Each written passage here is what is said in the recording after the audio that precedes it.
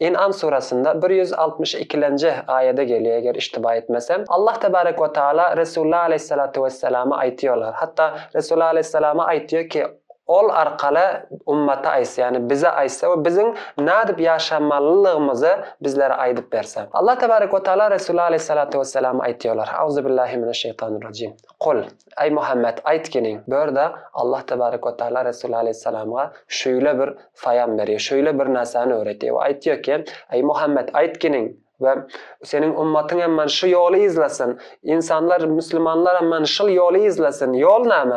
İnne salati, menin ibadetlerim. Ve nusuki, her eden işlerim. Ve mahyaya, menin yaşayışım ve bu zindegilikte ettiğin her bir narsam. Ve memati, ve hatta menin ölümüm. Lillahi Rabbil Alamin. Rabbil Alamin için, Allah-i Muttaal için baliyor. Dostlar, qarang. Bir insanın eğer yaşamaktan maksadı, zindegilikten, yaşamaklıktan ve o zindegilikte eden işlerinden maksadı Allah'ın rızayetini ele getirmek olsa, ana bul bizlerin yaşayışımızın hedefi oluyor ve biz mana şu şekilde yaşamamız gerek.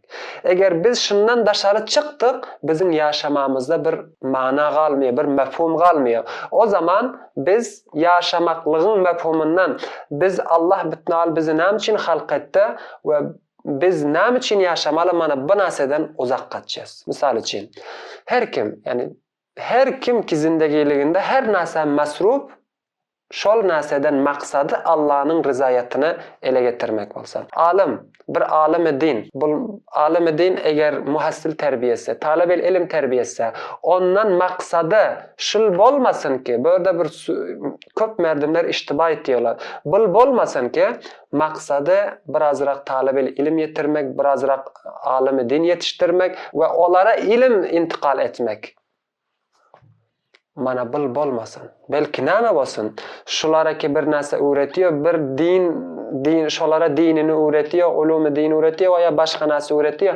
Maksadı bil bolsun ki şolara öğretmeklik bilen Allah'ın rızayetini ele getirsin. Talab-el ilim okamaklıgından maksadı bir narsa öğreniyor, öğrenmekliginden maksadı bayat şu bolsa ki men bir narsani öğreneyim, dinimi öğreneyim ve bu narsani başkalara öğreteyim ve şöyle Allah'ın razılığını elime getireyim.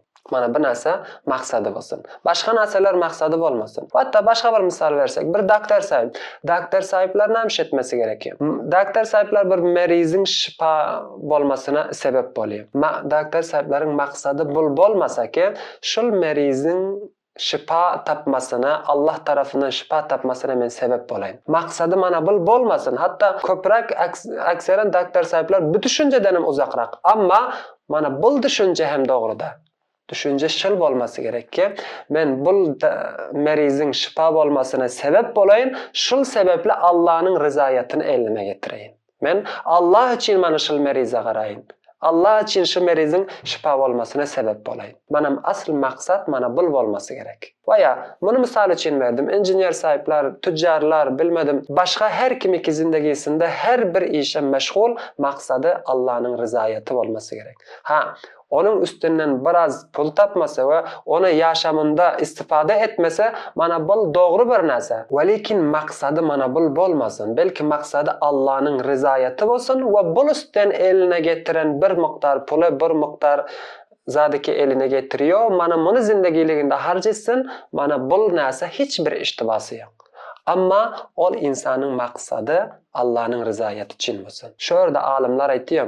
Eğer bir insan şu şekilde zindegilik etse, yani maksadı yaşamında her bir işi ki etiyor, onun maksadı, onun hayatının maksadı, yaşamının maksadı, ölümünün maksadı, her narsası Allah için olsa. Mesela diyelim, insan zindegiliginde bir hedefi oluyor. O hedefe yetişmeklik için koşuş ediyor. Mana şunun eğer şol hedefi Allah'ın rızayeti olsa, şu hedefe yetişen ki Allah'ın rızayetini öktürerek elime getirip bilin. Hedef şıl olsa, eğer hedefe yetişse hem Allah'ın rızayetini eline alıp biliyor, hem hedefine yetişiyor. İnsan dünyada ve ahirette hoşbaxt biri. Eğer ol hedefe yetişmese, yine hem bol insan bir narsani elden vermedi. Allah'ın rızayetini ele getirdi.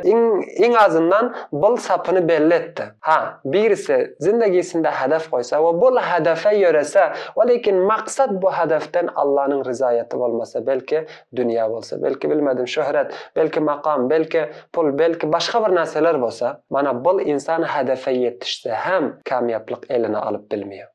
Näme için? Bunun hemme gayrati, hemme koşuşu, hemme narsasi Allah için olmadı, belki başka bir narsa için oldu. Eğer hedefe yetişmese, bul köp husranda.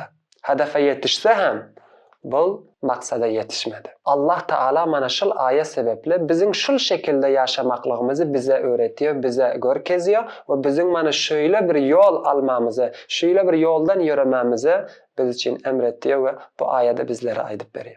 Allah-u Teala bizlerin hemmemizi bu yoldan uzak etmesin ve bizim hedefimizin, bizim maksadımızın Allah'ın rızayeti bolmaklığına Allah bizim hemmelerimize nasip etsin.